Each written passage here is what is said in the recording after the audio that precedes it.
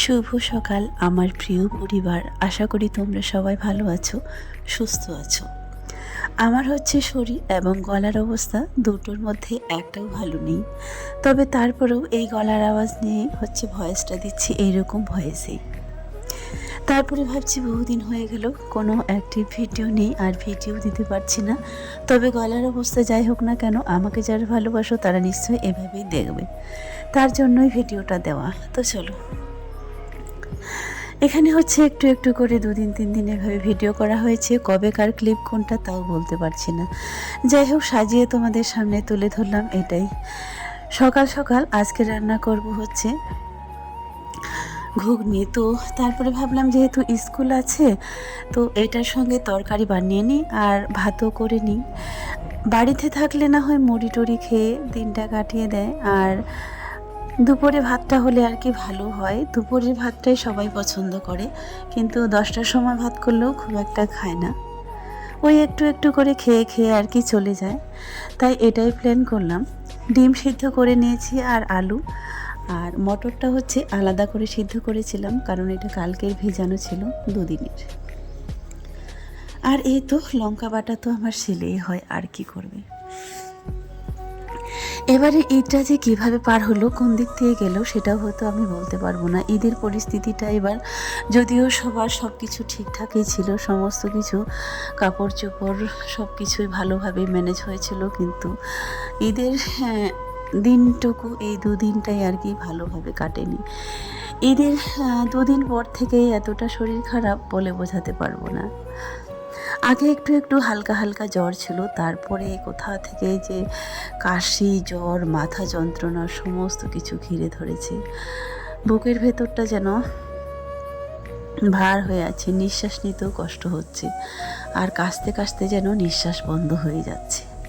তারপরেও সংসারে যে টুকিটাকি কাজ, রান্না বান্না, খাওয়া দাওয়া, নিত্য প্রয়োজনীয় কাজগুলো কিন্তু আমাকেই করতে হয়, কারণ এই কাজের দায়িত্ব তো আমারই, তাই না? আর বাচ্চাদের কাজ তো স্কুল, পড়াশোনা, টিউশন, আসা যাওয়া, এই আর কি। তো চলো, লঙ্কাটা বাটা হয়ে গেল। তবে এই কটা দিনে এতটাই শরীরটা খারাপ ছিল, তো তোমাদেরকে আর ফেসটা দেখাইনি। মুখের অবস্থা আর শরীরের অবস্থা একেবারে খুব একটা ভালো নেই, তাই খালি শুধু ভিডিওটাই করে গেছি। আর সামনে এসে যে ভয়েস দিব, ফেস দেখিয়ে যে কয়েকটা কথা বলবো, সেটারও বিশ্বাস করো আর শক্তি ছিল না। আর এই যে টুকিটাকি ভিডিওগুলো, এরা শুধু দুবোনই করে দিয়েছে, তাই এটা একটু আমার জন্য সুবিধাই হয়েছে, আমি আর নিজে থেকে আসতে পারিনি। তো এবার হয়তো তোমরা বলবে যে এতগুলো ডিম কেন রান্না করছি। তবে মা আছে, এটা তো তোমরা জানোই, মা ডাক্তার দেখাতে এসেছে, তার ডেট পড়েছিল, তো তাই। আর ওই ডিম এখন যদি একটা করে খায় আর স্কুল থেকে ফিরে এসে খাবে, ব্যাস 2টা করে হয়ে যাবে। আর করেছি এই যে উচ্ছা ভাজা। এই উচ্ছাগুলো আলু দিয়ে একদিন করেছিলাম, কিন্তু এত তিতা, বিশ্বাস করো, আর খাওয়া যায়নি। তাই ভাবলাম এইভাবেই একটু লবণ আর হলুদ মাখিয়ে এইভাবে যদি মানে ভাজিটা করে নিই, খুব মচমচা না, একটু ভেতরে কাঁচা কাঁচা টাইপের থাকবে, তো সেটাই কিন্তু গরম গরম খেতে ভালো লাগে। রান্না করতে করতে হঠাৎ আবার লবণ শেষ হয়ে গেল, তাই রাজিয়াকে দোকানে পাঠালাম লবণ আনার জন্য। আমাদের এই 3তলা থেকে নামতে আর উঠতেই যেন অর্ধেকটা জীবন বেরিয়ে যায়, তাই বাচ্চাগুলোকে বললেও কিন্তু তারা কথা শুনে না, আর আমার পক্ষে তো আরোই অসম্ভব। আমি একবার নেমে যাব, কিন্তু উঠতে উঠতে আমাকে রেস্ট নিতে হয় 3তলায় আসতে। কী আর করা যাবে বলো, অনেক বাড়িতেই তো ঘুরলাম, মন মতো তো আর কোথাও পেলাম না। একটা না একটা প্রবলেম থেকেই থাকে, যে কোনো একটা সমস্যা। ওই যে বলে না, কুঁড়ে ঘর হোক, ভাঙা ঘর হোক, যেমনই হোক, নিজের বাড়ির সাথে কোনো বাড়ির তুলনা করা যাবে না, ভাড়া বাড়ির। নিজের যদি একটা ছোট্ট কুঁড়ে ঘর হয়, এটাইতে কিন্তু অনেক শান্তি। আর ভাড়া যদি 10তলা ফ্ল্যাটও হয়, তাতেও কিন্তু সেই শান্তিটা আর পাবে না। এই তরকারিটা ভেবেছিলাম সকাল সকাল আজকে ঘুগনি আর মুড়ি দিয়ে খাবে।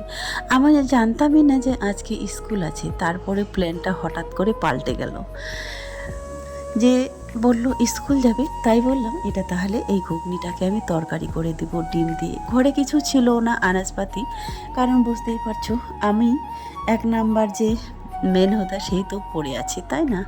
আমি হাঁটতে না পারলে, চলতে না পারলে, চলাফেরা না করতে পারলে কিন্তু কোনো কিছুই ঘরে এসে ঢোকে না। বহুদিনের ঈদের আগের দিনে আনা হয়েছিল এই বেগুনগুলো, ঈদের আগে থেকেই একটা ছিলই, সেটাকে তেল মাখিয়ে দিয়ে দিলাম উনানে।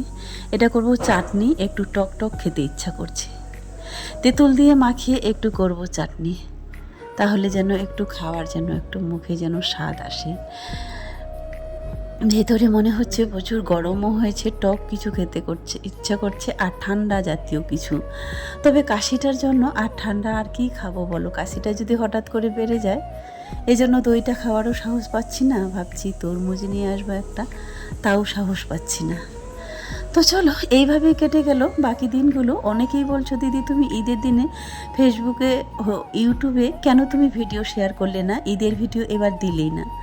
আর কি বলবো বড়, ফেসবুকে প্রচুর কমেন্ট পেয়েছি, যেহেতু ফেসবুকটা আমার একটু বেশি, ওইখানে ভিউয়ার্স আর অ্যাক্টিভ বেশি, অ্যাক্টিভ না সেখানেও যাই হোক একটা ছবি দিলেও মোটামুটি হয়ে যায় আপলোড করলেও, আর ইউটিউবে তো আর সেরকম হয় না, তাই না?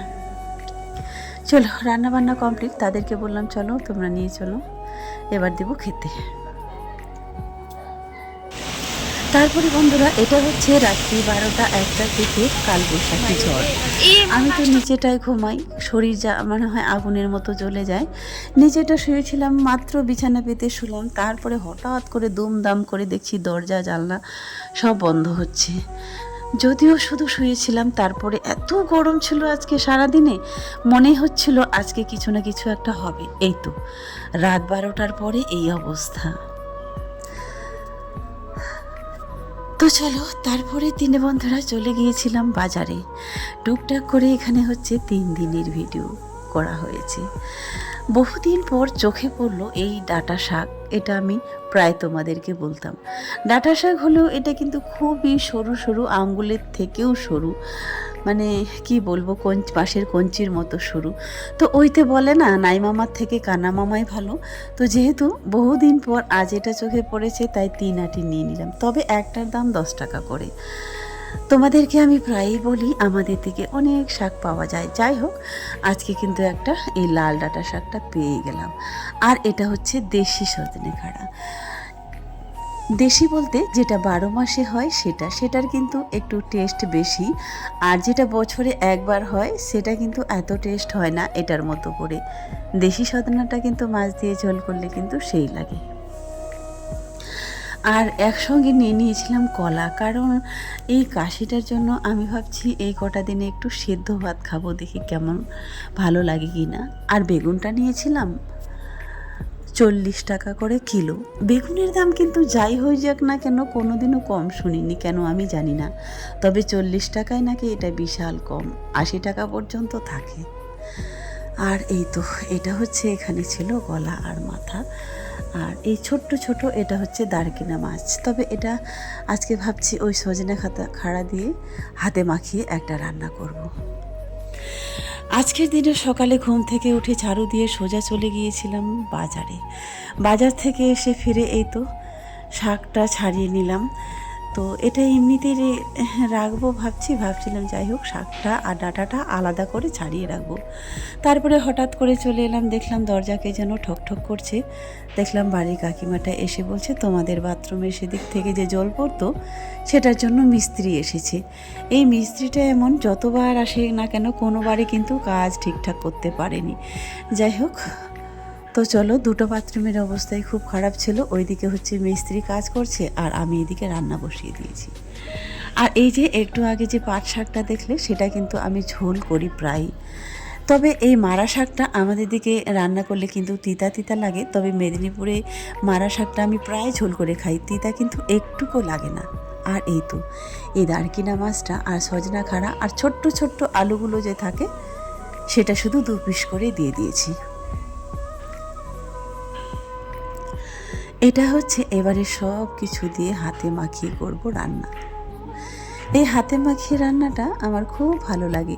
তবে সেরকমভাবে বাজারও যেতে পারিনি, আর ছোটো মাছও আনা হয়নি। আর এই তো শিলে বাটার মশলা, সমস্ত মশলা শিলে বাটিয়ে যদি এইভাবে হাতে মাখিয়ে রান্না করে খাওয়া যায় তাহলে কিন্তু চেটেপুটে খাওয়া যায়। কথা বলতে বলতে কিন্তু অনেক সময় আমার জিভটা তোতলে যাচ্ছে, স্পিডে সে কথাগুলো বলতে পারছি না, এতটাই বুকের ভেতর চাপটা আছে কাশিটার জন্য। তাই ভুলভাল হয়ে যাচ্ছে ভয়েসটা দিতেও। তারপরেও মনে হলো কেন জানি না, অনেক দিন ভিডিও দিইনি তো দেওয়া যাক না কেন। চেষ্টা কিন্তু প্রায় করি যে তোমাদের আগের মতো নিয়মিত ভিডিও দেব। বিশ্বাস করো বন্ধুরা, কোনো না কোনোভাবে আর দেওয়াই হয়নি। হয়তো তারা ক্যামেরা ধরে দেয় না, আমার শরীর খারাপ হয়ে যায়, আমি ভয়েস দিতে পারি না, এডিট করতে পারি না, এই নিয়ে কিন্তু অনেক সমস্যা হয়ে যায়। তো চলো, হাতে মাখানো কমপ্লিট তরকারিটা এবারে হচ্ছে বসিয়ে দেব। বিশেষ করে অল্প করে জল দিলে হয়ে যায়, জলটা একটু বেশি দিলাম, ভাবলাম সজনা খাড়াটা যদি আবার সিদ্ধ না হয়। আর এই রান্না করতে করতে উনানটা যে কতবার মুছতে হয় আর কতবার মুছি। অবশ্য এদিকে উনান জ্বলছে আগুনটা, তারপরেও মুছিনি। মনে হচ্ছে যেন বারবার যেন এটাই মুছে যেন চকচকা হবে। আর এই তো এইদিকে ভাতটাও ফুটে গিয়েছে, তরকারিটাও হয়ে গেছে। একটা তরকারি অবশ্য আগেই হয়ে গেছে আর এবারে বসিয়ে দিয়েছি। তারপরেও যেমন করে উনানটা মুছে নিলাম, মনে হচ্ছে রান্না কমপ্লিট। হ্যাঁ, রান্না করতে করতে যদি এখানে দাঁড়িয়ে থাকি বারবার শুধু আমি এই কাজটাই করি। তবে রিয়া আর আমি সবার লাস্ট খাচ্ছি, আর মার আর রাজিয়ার হচ্ছে অনেক আগে খাওয়া হয়ে গেছে। তাই আমরা এখন দুই মা বেটে বসেছি। এখন কিন্তু প্রায় খাওয়া দাওয়া সবার কমপ্লিট। তো চলো আজকের মতো শেষ করছি।